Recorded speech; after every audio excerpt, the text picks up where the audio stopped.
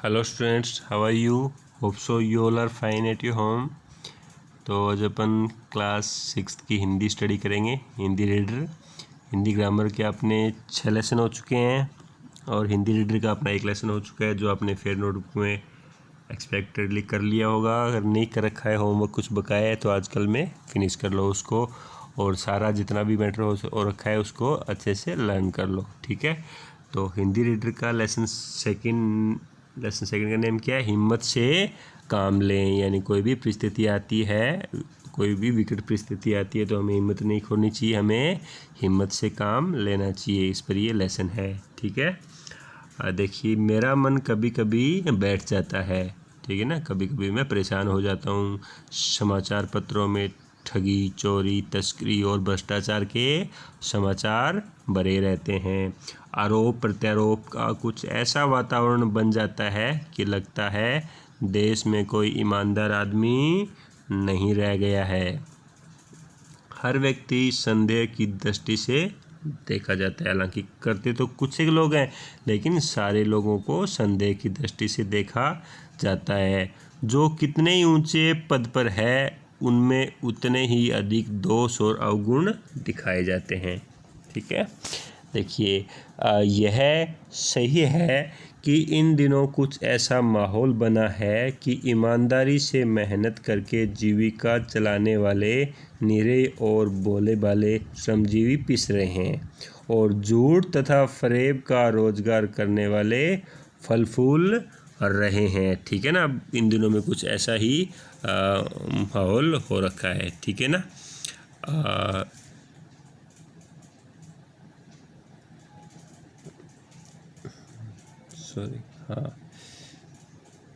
ठीक है। तो जो कह रहे हैं कि भी जो खुद की मेहनत करते हैं, अपना काम करते हैं, उनको तो दिक्कतें आ रही हैं, वो तो पिस रहे हैं, ठीक है ना। और जो झूठ फरेब का काम करते हैं, वो फल फूल रहे हैं, यानी उनकी उन्नति हो रही है, तरक्की हो रही है। ईमानदारी को मूर्खता का पर्याय समझा जाने लगा है। सच्चाई केवल वीरू और बेबस लोगों के हिस्से पड़ी है। ऐसी स्थिति में जीवन के महान मूल्यों के बारे में लोगों की अवस्था ही हिलने लगी है। परंतु ऊपर ऊपर जो दिखाई दे रहा है, वह बहुत ही हाल ही मनुष्य निर्मित नीतियों की त्रुटियों की देन है, ठीक है ना। जो खुद की मानव द्वारा बनाई गई नीतियां हैं, उसमें ही कुछ कमी रही है, जिसके कारण ये हो रहा है। हुआ यह कि इस देश के कोटि कोटि दरिद्रजनों की हीन अवस्था को दूर करने के लिए ऐसे अनेक कायदे कानून बनाए गए हैं, जो कृषि, शिक्षा और स्वास्थ्य की स्थिति के अधिक उन्नत और सुचारू बनाने की विलक्ष्य से प्रेरित है। परंतु जिन लोगों को इन कार्यों में लगना है, उनका मन हर समय पवित्र नहीं होता। हालांकि गवर्नमेंट के द्वारा बहुत सारी ऐसी योजनाएं जरूर चलाई गई है, लेकिन क्या है कि इन योजनाओं को इम्प्लीमेंट करने के लिए जिन लोगों को लगाया गया है, वो पवित्र नहीं है। वो अच्छे से इन योजनाओं को है वो उन गरीब लोगों तक नहीं पहुंचाते हैं। भारतवर्ष सदा कानून को धर्म के रूप में देखता आ रहा है। आज एकाएक कानून और धर्म में अंतर कर दिया गया है। धर्म को धोखा नहीं दिया जा सकता, कानून को दिया जा सकता है, ठीक है। हालांकि ऐसा नहीं, हमें कानून को धर्म के रूप में मानते हैं, लेकिन आजकल क्या है कि कानून को उससे अलग मानने लग गए कि भी कानून को हम धोखा दे सकते हैं, लेकिन धर्म को नहीं। यही कारण है कि जो लोग धर्मभीरू है, वे कानून की त्रुटियों से लाभ उठाने में संकोच नहीं करते हैं, ठीक है। आजकल अत्याचार इतना बढ़ गया है कि जीना मुश्किल हो गया है। समाज के ऊपरी वर्ग में चाहे जो भी होता रहा हो, भीतर भीतर भारतवर्ष अब भी यह अनुभव कर रहा है कि धर्म कानून से बड़ी चीज़ है, ठीक है ना। यानी कानून को अब इतना ज़्यादा बड़ी तवज्जो नहीं दी जा रही है, उसको बार बार तोड़ा जाता रहा है। अब भी अब भी सेवा सच्चाई के मूल्य बने हुए हैं। वे दब जरूर गए हैं लेकिन नष्ट नहीं हुए हैं। आज भी वह महिलाओं का सम्मान करता है, झूठ और चोरी को गलत समझता है।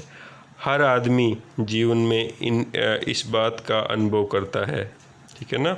समाचार पत्रों में जो भ्रष्टाचार के प्रति इतना आक्रोश है वह यही साबित करता है कि हम ऐसी चीज़ों को गलत मानते हैं जो गलत तरीके से भ्रष्टाचार के हम एक्सक्यूज मी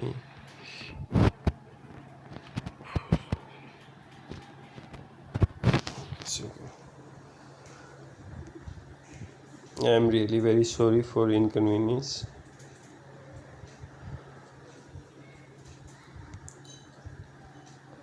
हाँ ठीक है। समाचार पत्रों में जो भ्रष्टाचार के प्रति इतना आक्रोश है वह सही साबित करता है कि हम ऐसी चीज़ों को गलत मानते हैं जो गलत तरीके से धन या मान अर्जन करते हैं या दूसरों को धोखा देते हैं। दोषों का पर्दाफाश करना बुरी बात नहीं है, ठीक है ना। लेकिन बुराई यह मालूम होती है कि किसी के आचरण के गलत पक्ष को एकमात्र कर्तव्य मान लिया जाता है। बुराई में रस लेना बुरी बात है, अच्छाई में उतना ही रस लेकर उजागर न करना और भी बुरी बात है।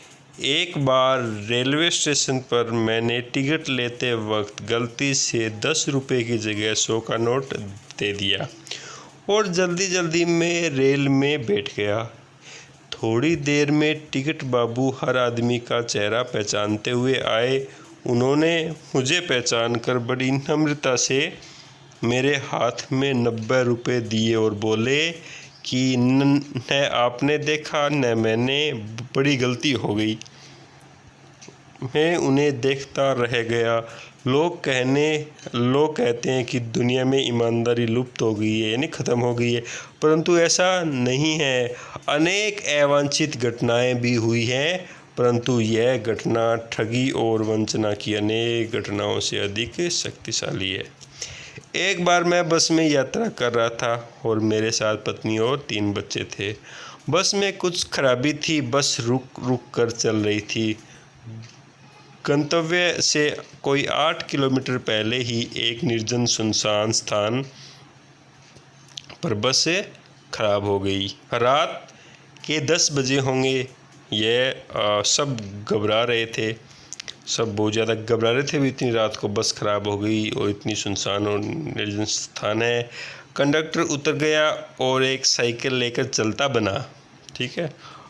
भी लोगों को शक हो गया कि ये हमें धोखा दे रहा है। ठीक है। सब बहुत ही घबरा रहे थे। लोग तरह तरह की बातें करने लगे। यहाँ डकैती होती है।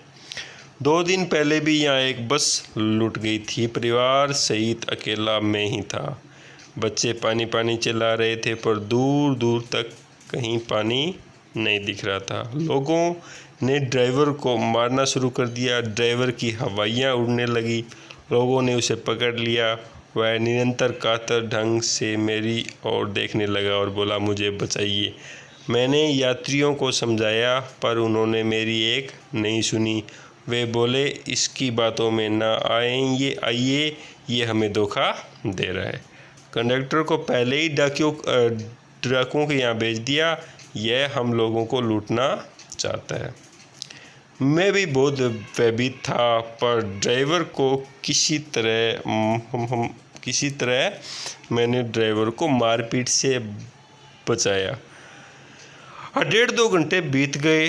बच्चे भूख से व्याकुल थे। पत्नी का बुरा हाल था। मैंने इतना समझाने पर भी लोग नहीं माने और बस ड्राइवर को एक जगह बिठाकर गिर रखा था। थोड़ी देर बाद में बस का कंडक्टर एक खाली बस लेकर आया और उसने आते ही कहा, अड्डे से खाली बस लेकर आया हूँ, इस बस में बैठिए। यह बस जो है थी जिसमें आप पहले से बैठे हो वो कि चलने लायक नहीं है। फिर मेरे पास एक लोटे में पानी और थोड़ा सा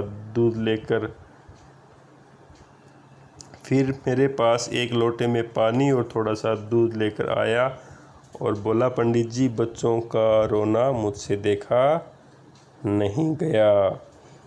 देख लो, ठीक है ना। क्या आपको ये सारा माजरा समझ में आ गया होगा? ठीक है, जो कितना गलत समझ रहे थे उस कंडक्टर को और ड्राइवर को, ठीक है ना। अब देखिए, यात्रियों में जान आ गई।